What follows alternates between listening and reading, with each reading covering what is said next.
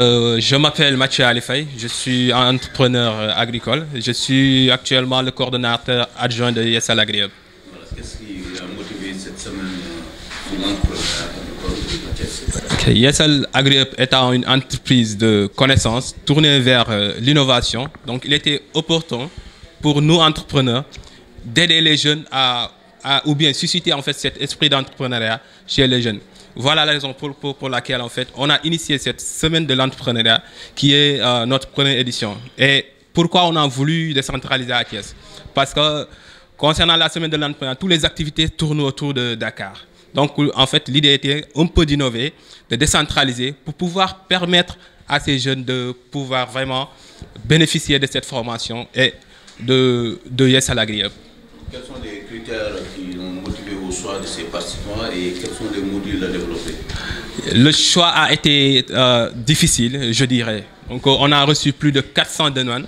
Donc, il fallait faire le dispatching entre le milieu urbain, périurbain et le milieu rural. C'est-à-dire ceux qui habitent à Thiès-Ville, mais aussi dans les régions. Donc, le choix a été fait par rapport à ça. Donc, il y a eu un quota pour... Est-ce qu'il y a un profil niveau académique? Non, pas forcément, puisqu'on n'a pas besoin vraiment de profil vraiment high class pour pouvoir être entrepreneur. Donc, en fait, c'était l'envie, c'était surtout l'envie. C'était l'envie qui était le premier critère. Les modules développés. Voilà. Les modules développés, il y a eu l'initiation à l'agroécologie, l'initiation à la production et à la santé animale. Il y a eu aussi un module sur les TIC et les chaînes de valeur agricole. Et enfin, un module pour le business model Canava innovant en agriculture.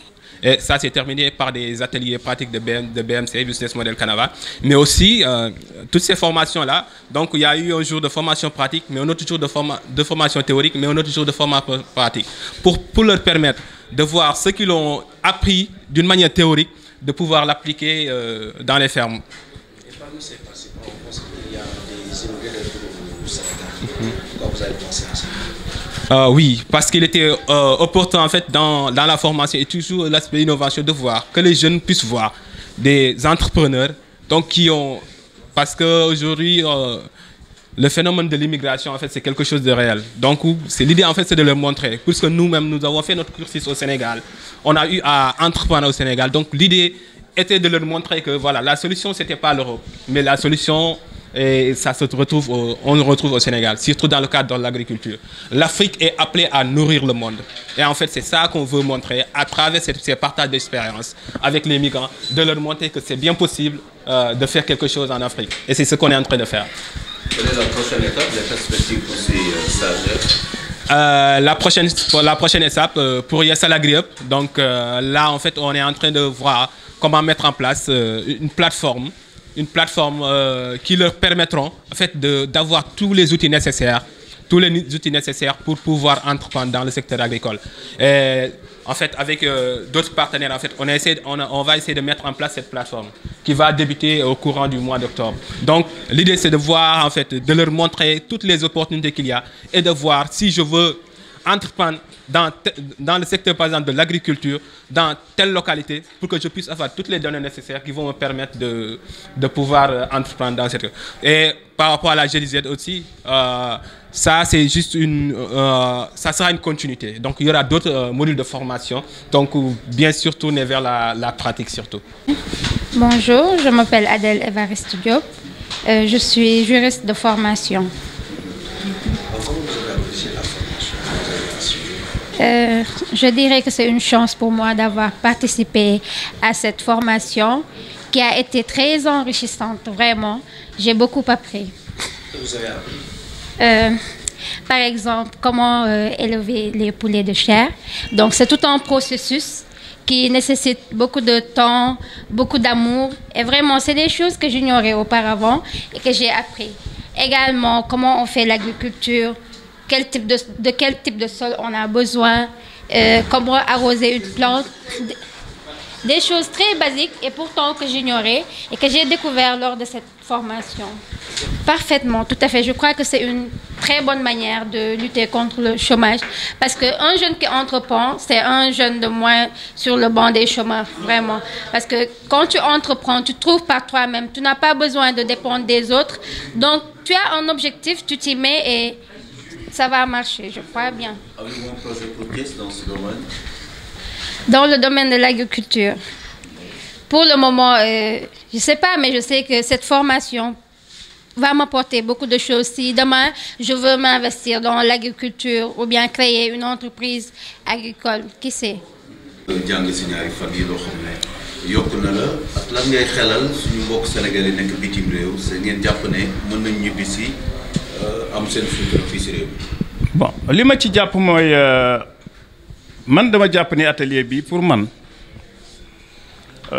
li ma ci doon am naa ko ci ndax daf fekkoon lim ma proposé ma ko doon seet maanaam am xam-xam boo xam dana mën a tax man ma mën a liggéey sama entreprise ci wàllu mbay ba jëmale ko kanam parce que dama yor entreprise bu mbay mais li ma ci doon xaar ba léegi amaguma ko ci ndax xañ technique bi ci war awuma ko ah comme nag dama jàppoon ni il faut que ma gën a dugal sama loxo ci tool bi sàmm parce que damay def ganaar damay def maraîchage damay def mango yooyu yëpp lépp citron donc da doon laaj xam-xam bi ci war pour ma mën a liggéey ferme pour ma mën ko def ferme moderne il faut ma am ko donc ma ko doon wut di wuti livre di dem ci internet bi ba far formation bi ñëw bi ma ñëwee gis naa ni li ma doon wut effectivement moom la ma atelier bi jox mooy fexe ba ma xam nu ñuy bayee fexe ba ma xam nu ñuy sampeeg nu ñuy jiw garab nuñ koy arroser et cetera daanaa ko def nag xañ na waaye na ma ko daan defee baaxul donc atelier bi jàppale na ma ci.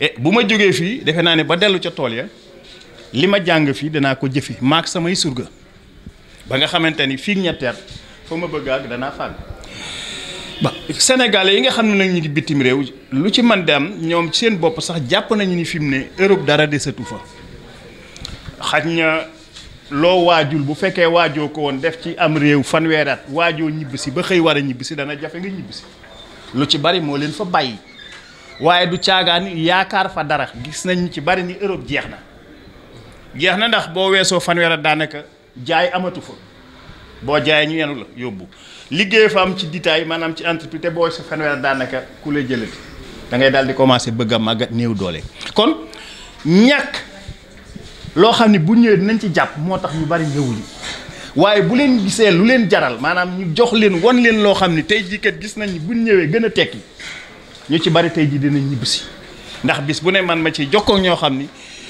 lépp seen bëgg-bëgg mooy nan la ñu def ba déet ci Sénégal mais nag ah xam nga wolof dañu aussi legetu kese naxuti bëy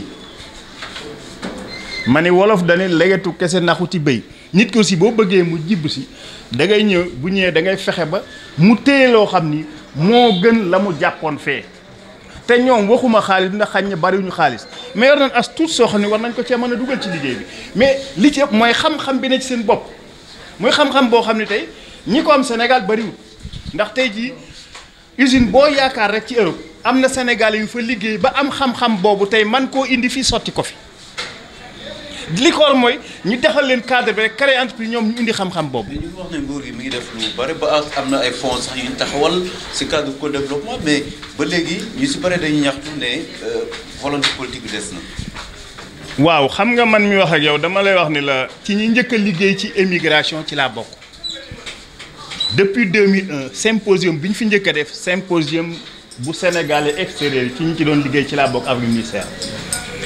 man naa ni programme bi njëkk a bind pour jàppale sénégalais yi en 94 man maa ko bindoon bi Malal di nekk ministre maa ngi ko tuddoon programme d'appui au Sénégal de l'expaysé di ci wax ni ma gisee nu ñu war a mën a fexe ba émigré ñibbi si mën a investir Sénégal gannaaw gi xam naa ni sukkandiku nañ ci ba génne FAISE fonds d'appui lañ ko tuddee ñoom ñi ngi ci liggéey mais xañ na man la ma waxoon ak li ma yaakaaroon ak li ñuy def xañ na bokkul.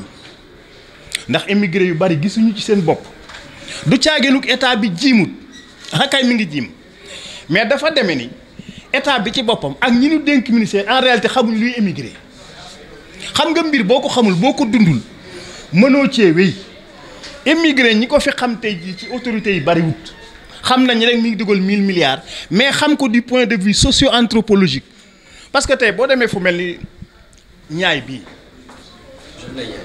zone des Niayes bi ma fay def POA ci plan d'occupation d'affectation des sols yàggul ci weer yi mais da ngay gis ni immigration clandestine bi ñuy wax du waa ji day jóg di xaru ji de déedéet famille bi ci boppam ñooy ko organiser yëg nañu ko maanaam dafa mel ni activité bu famille bu organiser la miraas seen bopp jox ko jeune bi pour bu demee mën a yor famille bi donc du lenn la moo tax wax ji day bari rek waaye du arrêté léegi parce que famille ci boppam ñoo ko organiser maanaam volonté politique bi xañ na am na mais xam secteur bi dëgg ba man cee def luy jariñi moom moo des tey ji ba léegi mënuñu wax Sénégal nekk seet ñaata la tey ji Sénégal yi association bi waroon amut am na association am nii rek mais association bi ci waroon dëgg ni amu ci tey jii émigré yu bari bëgg nañu ñibbisi mais xamuñu fu ñuy jaar donc état baa ngi def mais en réalité li muy def dafa des donc ñoo ngi leen di sant ci li ñu jot a def mais dama defee ni nañu gën a dugal émigré yi ci li ñuy def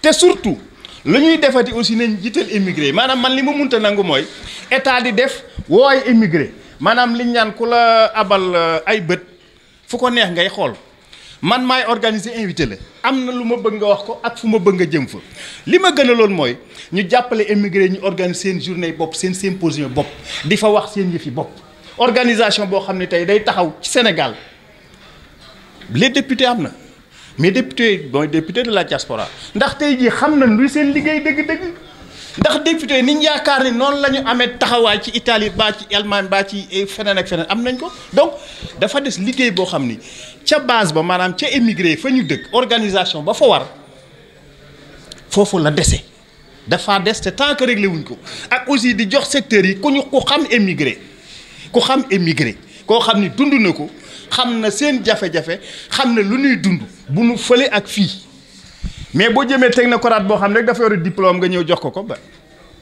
merci. Merci.